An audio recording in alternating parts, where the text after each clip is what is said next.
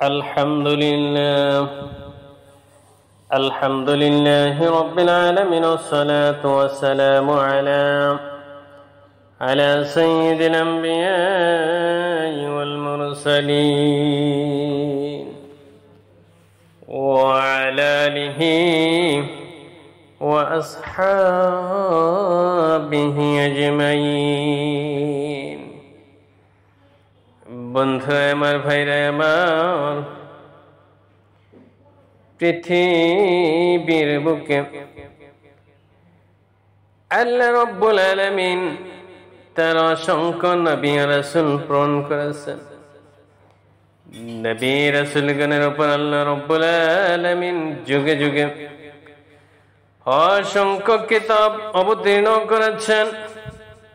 সর্বশেষ নবী জনাব মুহাম্মদুর রাসূলুল্লাহ সাল্লাল্লাহু আলাইহি ওয়াসাল্লামের উপর আল্লাহ রাব্বুল আলামিন পবিত্র কালামে হাকিম তথা কুরআনুল কারীম অবতীর্ণ করেছেন।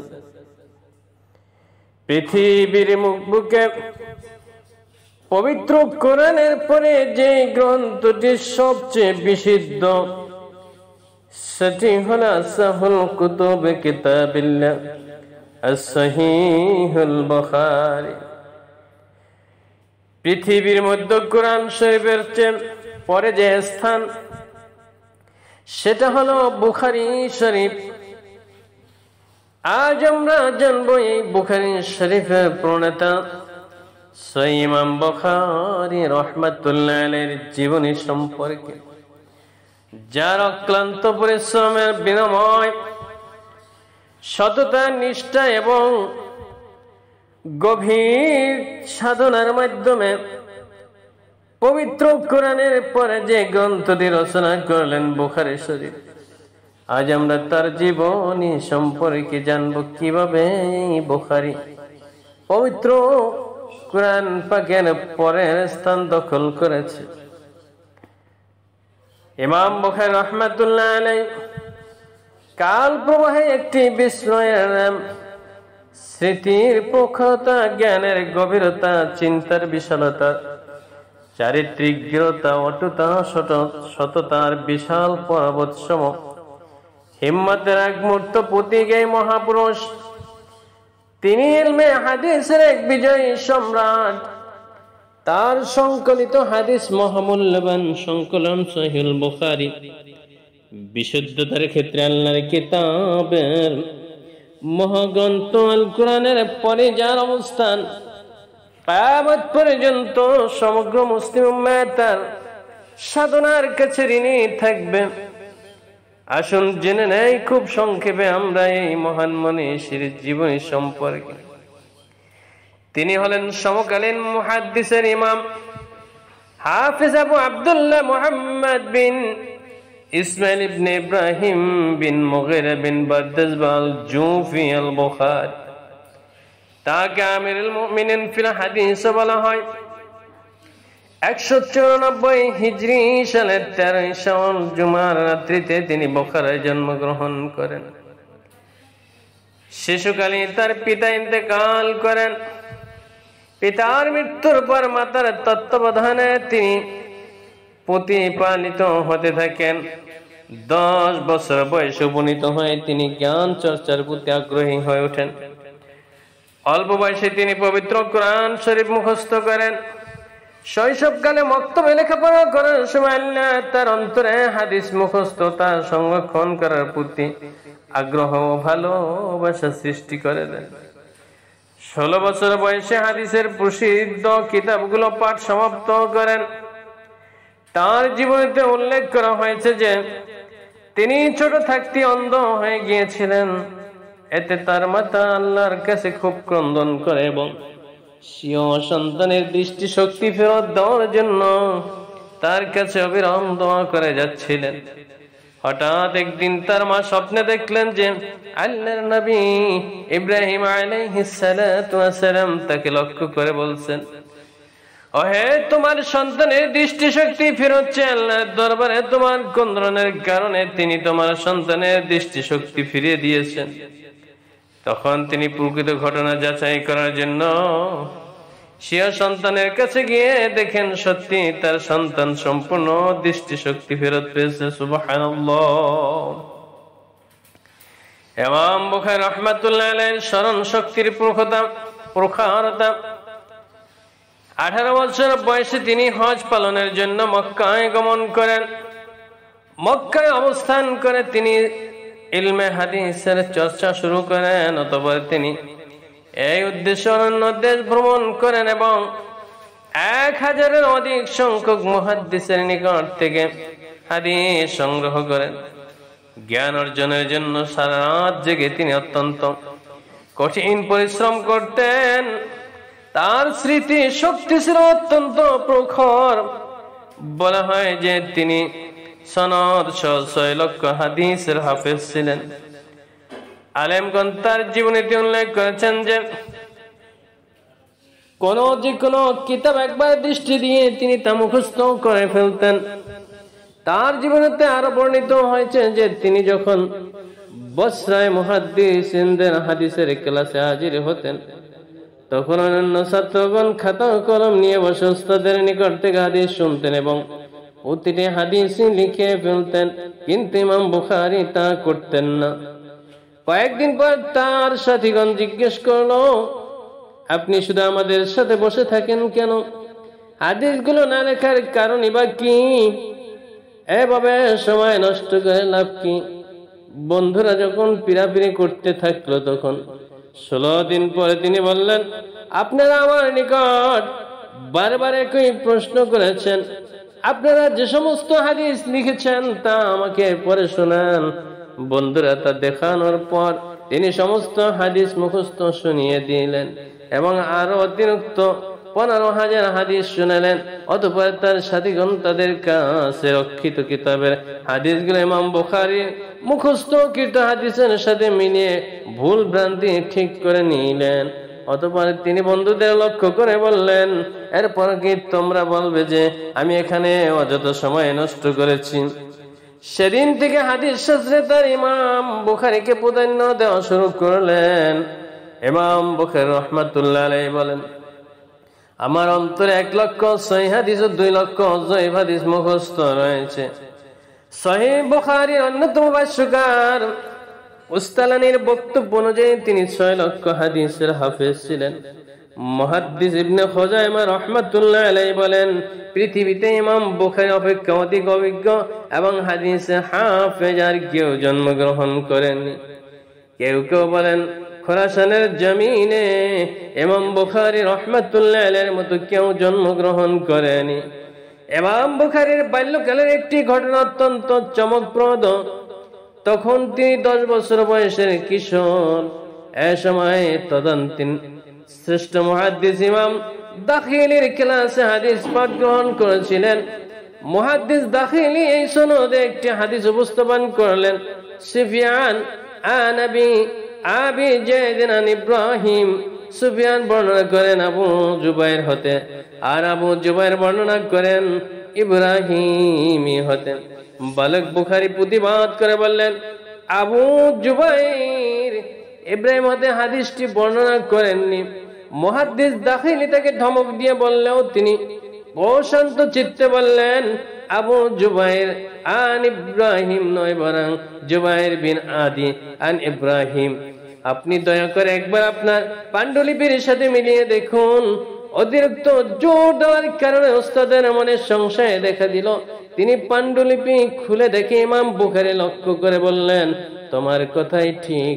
তখন মুহাদ্দিস দাখিলি তার জন্য প্রাণ খুলে আল্লাহর দরবারে দোয়া করলেন। হাদিস সংগ্রহের জন্য বিভিন্ন দেশ ভ্রমণ। হাদিস সংগ্রহের জন্য ইমাম বুখারী রাহমাতুল্লাহ আলাইহি অত্যন্ত কঠোর পরিশ্রম করে অনেক দেশ ভ্রমণ করেছেন। সে সমস্ত দেশে বিজ্ঞ মুহাদ্দিসগণ বসবাস করতেন। তার প্রায় সবগুলোতে তিনি ভ্রমণ করেছেন এবং তাদের নিকট থেকে হাদিস সংগ্রহ করেছেন। খোরাসানের বিভিন্ন অঞ্চল ছাড়াও তিনি যে সমস্ত দেশে ভ্রমণ করেছেন তার মধ্যে রয়েছে মক্কা, মদিনা, ইরাক, হিজাজ, সিরিয়া, মিশর এবং আরো অনেক শহর। বাগদাদে আগমন তার স্মরণ শক্তির পরীক্ষা। তৎকালীন সমগ্র ইসলামী রাজ্য যখন মুহাদ্দিস হিসেবে ইমাম বুখারীর কথা ছড়িয়ে পড়ল। তখন সেই যুগের বড় বড় মুহাদ্দিসগণ তাকে পরীক্ষা করতে চাইলেন। তাই তিনি যখন বাগদাদে আগমন করলেন, তখন 400 মুহাদ্দিস একত্রিত হয়ে 100টি হাদিস সহিহ হাদিস নির্বাচন করে তার সনদ ও মতন পাল্টিয়ে দিয়ে 10 ভাগে বিভক্ত করে 10 জন মুহাদ্দিসের হাতে সুপর্দ করলেন। অথবা তার জন্য হাদিসের মজলিস স্থাপন করা হলো। তিনি যখন আসন গ্রহণ করলেন, তখন প্রথম একজন মুহাদ্দিস 10টি হাদিস নিয়ে তার দিকে এগিয়ে এগিয়ে একটি একটি করে সবগুলো হাদিস পাঠ করে শেষ করলেন। প্রতিটি হাদিস পড়া শেষ হলে ইমাম বুখারী রাহমাতুল্লাহ আলাইহি বলতেন, লা আরফু, অর্থাৎ এ ধরনের কোন হাদিস আমার জানা নেই। এমনি ভাবে 10 জন বিখ্যাত মুহাদ্দিস 100টি হাদিস তার সামনে পাঠ করলেন। সকল হাদিসের ক্ষেত্রে তিনি বারবার একই কথা বললেন। পরিশেষে তিনি সকলকে ডেকে উল্টে পাল্টে কীর্ত হাদিসগুলো প্রত্যেকটি হাদিসকে তার আসল সনদের দিকে ফিরিয়ে দিলেন এবং ঠিক করে দিলেন। হাদিসগুলোর সনদ থেকে কোন রাবীর নাম বাদ পড়েনি এবং মতন সহ থেকে একটি শব্দ ছুটে যায়নি। এমনকি হাদিসগুলো সঠিকভাবে সাজানোতে মুহাদ্দিসগণ তার কোনো ভুল ত্রুটি ধরতে পারেননি। বলা হয় যে সমরকন্দ যাওয়ার পর তার একই নিয়মে পরীক্ষা করা হয়েছিল। এতে সেই যুগের সর্বশ্রেষ্ঠ মুহাদ্দিস হিসাবে সকলে তাকে স্বীকৃতি প্রদান করলেন। ইমাম বুখারী রাহমাতুল্লাহ আলাইহি উস্তাদ ও ছাত্রগণ, ইমাম বুখারী রাহমাতুল্লাহ আলাইহি থেকে অসংখ্য মুহাদ্দিস সহিহ বুখারী বর্ণনা করেছেন। খতিব বাগদাদী রাহমাতুল্লাহ আলাইহি বুখারীর অন্যতম রাবী ফিরবারির বরাত দিয়ে বলেন যে তার সাথে প্রায় 70,000 লোক ইমাম বুখারী থেকে সরাসরি সহিহ বুখারী পড়েছেন। তাদের মধ্যে আমি ছাড়া আর কেউ বর্তমানে জীবিত নেই। তার ছাত্রদের মধ্যে রয়েছেন ইমাম মুসলিম, ইমাম তিরমিজি, ইমাম নাসাঈ রাহমাতুল্লাহ আলাইহি। তিনি যাদের কাছে হাদিস শুনেছেন তাদের মধ্যে রয়েছে ইমাম আহমদ বিন হাম্বল, ইসহাক বিন রাওহা এবং আরো অনেকে। তিনি 8 বার বাগদাদে আগমন করেছেন। প্রতিবারে তিনি আহমদ বিন হাম্বলের সাথে দেখা করেছেন। প্রত্যেক সাক্ষাতের সময় ইমাম আহমদ থেকে খোরাসান ছেড়ে দিয়ে বাগদাদে স্থায়ীভাবে বসবাস করার প্রতি উৎসাহিত করেছেন। সহিহ বুখারী সংকলন। ইমাম বুখারী রাহমাতুল্লাহ আলাইহি পূর্বে শুধু সহিহ হাদিস একত্রিত করে কেউ কোনো গ্রন্থ রচনা করেনি। সহিহ বুখারী সংকলনের পূর্বে আলেমগণ সহিহ ও জয়ীফ হাদিসগুলোকে একসাথে লিখতেন। কিন্তু ইমাম বুখারী রাহমাতুল্লাহ আলাইহি সর্বপ্রথম জয়ীফ হাদিস থেকে সহিহ হাদিসগুলো আলাদা করে লেখার কাজে অগ্রসর হন। তিনি তার বিশিষ্ট উস্তাদ ইসহাক বিন রাওয়াই হতে এই মহৎ কাজে অনুপ্রেরণা লাভ করেন। তিনি স্বয়ং বর্ণনা করেন যে একদিন আমি ইসহাক ইবনে রাওয়াইয়ের মসজিদে মজলিসে বসাচ্ছিলাম। তিনি বললেন, তোমাদের কেউ যদি হাদিসের এমন একটি গ্রন্থ করত যাতে শুধু সহিহ হাদিসগুলো স্থান পেত, তাহলে খুব সুন্দর হতো।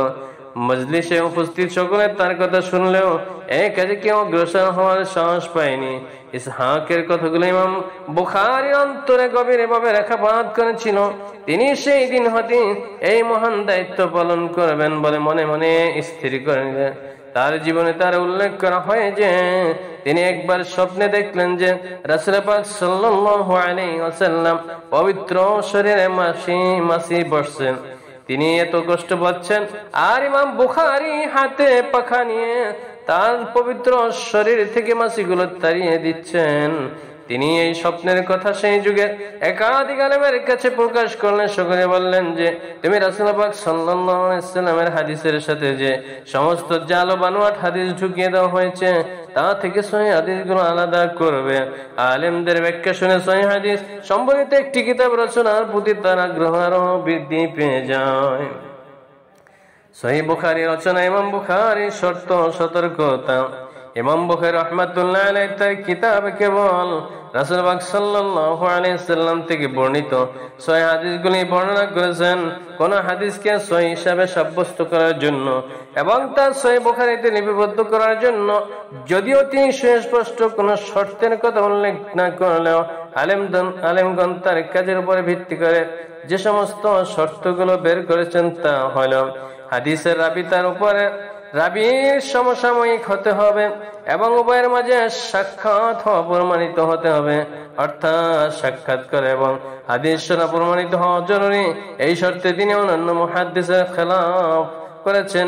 এক্ষেত্রে ইমাম মুসলিমের মুসলিমের মত হচ্ছে উভয়ের মাঝে সাক্ষাৎ সম্ভব হলেই চলবে, জীবনে কমপক্ষে একবার সাক্ষাৎ হয়েছে বলে প্রমাণিত হয় এবং নির্দিষ্ট কোনো হাদিস শোনা জরুরি নয়। রাবী সিকা তাতে নির্ভরযোগ্য হতে হবে, ন্যায়পরায়ণ তথা মানুষের সাথে কথাবার্তায় লেনদেনের সত্যবাদী হতে হবে। রাবী পূর্ণ শক্তিমত্তা সম্পন্ন হওয়া, হাদিসের সনদ মুত্তাসিল হওয়ার তার মাঝখান থেকে কোন রাবী বাদ না পড়া। কোন হাদিসে উল্লেখিত শব্দগুলো পাওয়া গেলে ইমাম বুখারী স্বীয় কিতাবে তা লিখে ফেলেননি, বরং প্রতিটি হাদিস লেখার আগে তিনি গোসল করে 2 রাকাত নামাজ পড়েছেন এবং ইস্তেখারা করেছেন। তার অন্তরে যদি হাদিসটি সম্পর্কে কোনো প্রকার সন্দেহ জাগত, তাহলে সে হাদিসটি শর্ত মোতাবেক সহিহ হওয়া সত্ত্বেও তিনি সহিহ বুখারীতে লিখতেন না। এইভাবে মসজিদে নববীতে বসে তিনি তা লেখা শুরু করলেন এবং একটানা 16 বছর এই কাজ করে দিনরাত পরিশ্রম করতেন। লেখা শেষ করে তিনি তাড়াহুড়ো করে তা মানুষের জন্য প্রকাশ করেননি, বরং কয়েকবার তিনি তাতে পুনঃদৃষ্টি প্রদান করেছেন, ভুল ত্রুটি সংশোধন করেছেন এবং পরিমার্জিত করেছেন। 3 বার তিনি তা লিপিবদ্ধ করেন। সর্বশেষ লিখিত কপিটি বর্তমানে মুসলিম জাতির জন্য অমূল্য রত্ন হিসেবে সংরক্ষিত রয়েছে। ইমাম বুখারীর উস্তাদ ও বন্ধুগণের নিকট কিতাবটি পেশ করলেন, তাদের সকলেই তা পছন্দ করেছেন। যারা এই কিতাবটির প্রশংসা করেছেন তাদের মধ্যে রয়েছে আহমদ বিন হাম্বল, আলী ইবনে মাদানী, ইয়াহইয়া ইবনে মাইন এবং আরো অনেকেই। তারা সকলে এর সকল হাদিসকে সহিহ বলে সাক্ষী দিয়েছেন। তাদের পরে উম্মতে আল্লাহ তাআলা কিতাবের পরীক্ষা দিয়ে এটিকে সর্বাধিক সহিহ বলে কবুল করে নিয়েছেন। ইমাম বুখারী রাহমাতুল্লাহ আলাইহি দানশীলতা উদারতা। ইমাম বুখারী রাহমাতুল্লাহ আলাইহি প্রচুর ধন সম্পদের মালিক ছিলেন। মুহাম্মদ বিন আবু হাতিম বলেন, ইমাম বুখারীর 1 খণ্ড জমিন ছিল, এ থেকে তিনি প্রতি বছর 7 লক্ষ দিরহাম ভাড়া পেতেন। এই বিশাল অর্থ থেকে তিনি খুব সামান্যই নিজে ব্যক্তিগত কাজে খরচ করতেন। তিনি খুব সীমিত খাদ্য গ্রহণ করতেন, বেশিরভাগ সময় খাদ্য হিসেবে শসা, তরমুজ ও সবজি গ্রহণ করতেন। সামান্য খরচের পর যে বিশাল অর্থ অবশিষ্ট থাকতো তার সম্পূর্ণই তিনি ইলম অর্জনের পথে খরচ করতেন এবং অভাবীদের অভাব পূরণে ব্যয় করতেন। তিনি সব সময় দিনার ও দিরহামের থলে সাথে রাখতেন। মুহাদ্দিসদের মতে যারা অভাবী ছিলেন তাদেরকে তিনি প্রচুর পরিমাণ দান করতেন। তার জীবনের সাথে একটি স্মরণীয় ঘটনা হলো, তার জীবনীতে উল্লেখ করা হয় যে তিনি একবার একটি থলের ভিতর 1000 স্বর্ণ মুদ্রা নিয়ে হাদিস অন্বেষণের সফরে বের হলেন। সফর অবস্থায় কোন এক চোর এই স্বর্ণ মুদ্রা দেখে ফেলে এবং তা চুরি করার জন্য ইমাম বুখারীর পিছনে লাগে, কিন্তু চোর তা চুরি করার সকল প্রকার চেষ্টা করা সত্ত্বেও ব্যর্থ হয়। প্রতিমধ্যে ইমাম বুখারী পানি পথে ভ্রমণের জন্য জাহাজ আরোহণ করলে চোর তার সাথে যাত্রা শুরু করে। সেখানে সে চেষ্টা করে ব্যর্থ হয়। পরিশেষে চোর মুদ্রাগুলো চুরি করার নতুন এক কৌশল অবলম্বন করে। সেই বলে চিৎকার করতে থাকে যে এই জাহাজে ওঠার পর আমার 1000 স্বর্ণ মুদ্রা চুরি হয়ে গেছে। মুদ্রাগুলো একটি থলের ভিতরে ছিল। সে থলেটি ধরন বর্ণনা করল যা সে ইতিপূর্বে ইমামের কাছে দেখেছিল। চিৎকার ও কান্নাকাটি করার মাধ্যমে চোরটি জাহাজের মাঝি মাল্লাদের দৃষ্টি আকর্ষণ করতে সক্ষম হয়। মাঝি মাল্লাগণ এক করে সকল যাত্রীর পকেট ও শরীর চেক করা শুরু করলো। এই দৃশ্য দেখে ইমাম বুখারীর চিন্তা ও হতাশায় পড়ে গেলেন। চোরের উদ্দেশ্য বুঝতে পেরে তিনি ভাবলেন, এখন যদি আমাকে তল্লাশি করা হয় তাহলে তো আমার কাছে 1000 স্বর্ণ মুদ্রা পাওয়া যাবে আর আমি চোর হিসেবে সাব্যস্ত হব। আমি অভিযোগ অস্বীকার করলে আমার কথায় কেউ কর্ণপাত করবে না, আর আমি যদি আজ চোর হিসেবে ধরা পড়ি তাহলে সারা দুনিয়ায় খবর ছড়িয়ে পড়বে যে মুহাম্মদ বিন ইসমাইল আল বুখারী 1000 স্বর্ণ মুদ্রা চুরি করেছে। আমার সারা জীবনের সাধনা ব্যর্থ হবে। আমি যে সমস্ত সহিহ হাদিস সংগ্রহ করেছি তা লোকের কাছে মিথ্যা প্রতিপন্ন করবে এবং পবিত্র ইলমে হাদিসের অবমাননা হবে। এই কঠিন পরিস্থিতিতে তিনি 1000 স্বর্ণ মুদ্রার মায়া ত্যাগ করে রাসূলের হাদিস মর্যাদা অক্ষুণ্ণ রাখার সিদ্ধান্ত গ্রহণ করলেন। তাই তল্লাশি কারীগণ তার শরীরে তল্লাশি চালানোর আগে তিনি অতি গোপনে 1000 স্বর্ণ মুদ্রা সহ থলিটি পানিতে ফেলে দিলেন। এরপর সকলে মালপত্র শরীর তল্লাশির এক পর্যায়ে ইমাম বুখারীর শরীরে তল্লাশি করা হলো। জাহাজে কারো কাছে কোনো থলের ভিতর 1000 স্বর্ণ মুদ্রা পাওয়া গেল না। পরিশেষে জাহাজের লোকেরা চোরকে মিথ্যাবাদী হিসেবে সাব্যস্ত করে সকলকে হয়রানি করার শাস্তি প্রদান করলো এবং আল্লাহ তাআলা তাকে অপদস্থ করলেন। পরে চোর তার সাথে একান্ত মিলিত হয়ে বললেন, জানাব, আপনার সাথে 1000 স্বর্ণ মুদ্রা আপনি কোথায় রেখেছেন? উত্তরে তিনি বললেন, তোমার চক্রান্ত বুঝতে পেরে আমি তা পানিতে ফেলে দিয়েছি। আল্লাহ তাআলা ইমাম বুখারী রাহমাতুল্লাহ আলাইহি এবং তার সংগৃহীত সহিহ হাদিসের মর্যাদা অক্ষুণ্ণ রাখলেন। সংক্ষিপ্তভাবে কিতাবটি সহিহ বুখারী হিসেবে প্রসিদ্ধতা অর্জন করলেন। পুরো নাম হচ্ছে জামিউস সহিহ মুসনাদ মিন আমুরি রাসূলুল্লাহ সাল্লাল্লাহু আলাইহি ওয়াসাল্লাম সুন্নাত আয়ামিহি। তবে কারো মতে দীর্ঘ নামটির মধ্যে শব্দের তারতম্য রয়েছে। এই কিতাব তিনি সর্বপ্রথম হাদিস সমূহকে আধুনিক পদ্ধতি সুব্যবস্থ করেন। কিতাবটি রচনার জন্য তিনি মদিনা মুনাওয়ারা গমন করেন। মসজিদে নববীতে একটা 16 বছর কঠোর পরিশ্রম এবং ঐকান্তিক সাধনার ফলশ্রুতিতে সম্পাদিত এই গ্রন্থটি সর্বযুগের সকল আলেমের নিকট সমাদৃত হয়। সমকালীন মুহাদ্দিস ও হাদিস বিশেষজ্ঞ পণ্ডিতগণ এই মহাগ্রন্থের চৌছেরা বিশ্লেষণ, বিচার, বিবেচনা, পরীক্ষা নিরীক্ষা, আলোচনা, সমালোচনা এবং পর্যালোচনা করেছেন। সমগ্র উম্মাত সর্বসম্মতভাবে এই গ্রন্থটিকে আস-সাহুল কিতাব বাদা কিতাবুল্লাহ, আল্লাহর কিতাবের পর সর্বাধিক বিশুদ্ধ নির্ভুল বলে স্বীকৃতি দিয়েছেন।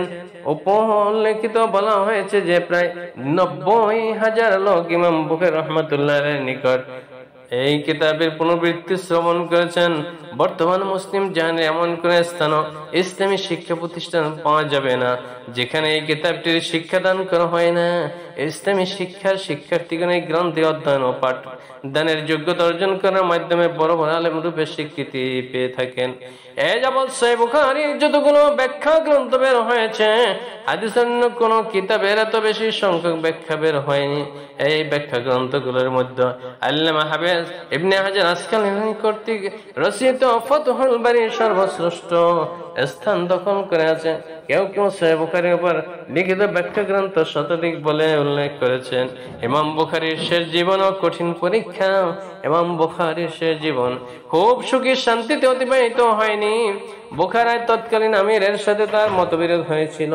ঘটনার বিস্তারিত বিবরণ এই যে, যুগশ্রেষ্ঠ মুহাদ্দিস হিসাবে যখন ইমাম বুখারীর সুনাম ও সুখ্যাতি চতুর্দিকে ছড়িয়ে পড়ল, তখন বুখারার আমির স্বীয় সন্তানকে সহিহ বুখারী পড়ানোর জন্য ইমামের কাছে প্রস্তাব করলেন। আমির আরো প্রস্তাব করলো যে তার সন্তানের পড়ালেখার জন্য ইমাম বুখারীকে রাজ দরবারে আসতে হবে, কারণ সাধারণ জনগণের সাথে মসজিদে বসে আমিরের ছেলেদের পক্ষে সহিহ বুখারী পড়া সম্ভব নয়। ইমাম বুখারী তার মসজিদে অসাধারণ লোকদেরকে ছেড়ে দিয়ে রাজ দরবারে গিয়ে আলাদাভাবে আমিরের ছেলেদের বুখারী পড়ানোতে ইলমে হাদিসের জন্য বিরাট অবমাননা করে ভেবে প্রস্তাব প্রত্যাখ্যান করলেন। তিনি পরিষ্কার জানিয়ে দিলেন যে আমি কখনো হাদিসের ইলমে হেয় প্রতিপন্ন করতে পারবো না এবং এই মহান রত্নকে আমির উমরাদের দ্বারস্থ করতে পারবো না। আমির যদি সত্যিকার অর্থে ইলমে হাদিসের প্রতি অনুরাগী হন, তাহলে তিনি যেন তার সন্তানদের সহ আমার বাড়িতে মসজিদে উপস্থিত হন। এতে আমির ইমামের প্রতি রাগান্বিত হয়ে তাকে দেশ থেকে বাধ্য করলেন এবং ইমামের বিরুদ্ধে কুৎসা রটনার জন্য দুনিয়া পূজারী কিছু আলেম ঠিক করলেন। আমিরের আদেশ এবং ষড়যন্ত্রের প্রেক্ষিতে তিনি জন্মভূমি বোখারা ত্যাগ করেন, নিশাপুরে চলে যান। নিশাপুরে অনুরূপ দুঃখজনক ঘটনা ঘটলে পরিশেষে সমরকন্দে খরতঙ্গ নামক স্থানে চলে যান। বোখারা থেকে বের হওয়ার সময় ইমাম আল্লাহর কাছে দোয়া করেন যে আল্লাহ, সে আমাকে যেভাবে অপমান করে বের করে দিল, তুমি তাকে অনুরূপ লাঞ্ছিত করো। মাত্র 1 মাস পার হওয়ার পূর্বে খোরাসানের আমির খালিদ বিন আহমাদের বিরুদ্ধে জনগণ বিদ্রোহ ঘোষণা করে তাকে ক্ষমতা ছাড়া করলো। পরবর্তীতে বাগদাদের জেলে থাকা অবস্থায় সে মৃত্যুবরণ করে। শুধু তাই নয়, যারা ইমাম বুখারীর বিরুদ্ধে তার সহযোগিতা করেছে তারা পরবর্তীকালে লাঞ্ছিত হয়েছে। সম্মানিত বন্ধুরা, ইমাম বুখারী সম্পর্কে আলেমদের কিছু অভিমত আমরা তুলে ধরব। ইমাম ফাল্লাস রাহমাতুল্লাহ আলাইহি বলেন, যে হাদিস সম্পর্কে ইমাম বুখারী জানেন না সেটি হাদিস নয়। ইমাম আবু নাঈম রাহমাতুল্লাহ আলাইহি, মুহাম্মদ ইবনে আহমদ রাহমাতুল্লাহ আলাইহি বলেন, ইমাম বুখারী হচ্ছেন উম্মতের ফকিহ। ইয়াকুব বিন ইব্রাহিম অনুরূপ বলেছেন। সর্বশেষে বলতে চাই, ইমাম বুখারী রাহমাতুল্লাহ আলাইহি তার পরহেজগারিতে হাদিস চর্চায় সদা সর্বদা ব্যস্ত থাকলেও ইবাদত বন্দেগীতে তিনি মোটেও পিছিয়ে ছিলেন না। তার জীবনীতে উল্লেখিত হয়েছে যে তিনি প্রতি বছর রমজান মাসে প্রতিদিনের বেলায় একবার কোরআন খতম করতেন। আবার তারাবির নামাজের পর তিনি 3 রাত্রিতে একবার খতম করতেন। মুহাম্মদ বিন আবু হাতিম আল-ওয়ারওয়া বলেন, রাসূলুল্লাহ সাল্লাল্লাহু আলাইহি ওয়াসাল্লাম এর সুন্নাত মোতাবেক তিনি শেষ রাতে 13 রাকাত তাহাজ্জুদ নামাজ পড়তেন। তিনি আরো বলেন যে আমি তার সাথে থাকা সত্ত্বেও আমাকে কখনোই জাগাতেন না। আমি বললাম, আপনি আমাকে ঘুম থেকে কখনোই না জাগ্রত করার কারণ কি? উত্তরে ইমাম বুখারী রাহমাতুল্লাহ আলাইহি বলতেন, তুমি যুবক লোক, আমি তোমার ঘুমের কে নষ্ট করতে চাই না। সর্বশেষে বলা যায়, ইমাম বুখারী রাহমাতুল্লাহ আলাইহি তিনি যখন বুখারী শরীফ লিখেছেন, ইমাম বুখারী রাহমাতুল্লাহ আলাইহি ওযু করে নিতেন, 2 রাকাত নামাজ আদায় করতেন, আল্লাহর নবীর রওজার পাশে অপেক্ষা করতেন। রাসূল পাক সাল্লাল্লাহু আলাইহি ওয়াসাল্লাম যখন ওই হাদিসের সত্যতা স্বীকার করতেন, সত্যতা প্রমাণ করতেন, এরপর ইমাম বুখারী রাহমাতুল্লাহ আলাইহি তার সহিহ বুখারীতে ওই হাদিসটি লিখতেন। সুতরাং বলা যায়, ইমাম বুখারী রাহমাতুল্লাহ আলাইহি রাসূল পাক সাল্লাল্লাহু আলাইহি ওয়াসাল্লামের অনুমতি ছাড়া একটি হাদিস বুখারী শরীফে স্থান দেয়নি। সুতরাং রাসূল পাক সাল্লাল্লাহু আলাইহি ওয়াসাল্লামের সাথে সরাসরি যে ইমামের কথা হয়েছে, ধ্যানে মুরাকাবা হয়েছে, মুশাহাদায় হয়েছে, সেই ইমাম একজন মহান আল্লাহর ওলি ব্যতীত আর কেউ নয়। সুতরাং ইমাম বুখারী রাহমাতুল্লাহ আলাইহির সহিহ বুখারী আল কোরআনের পরেই তার স্থান।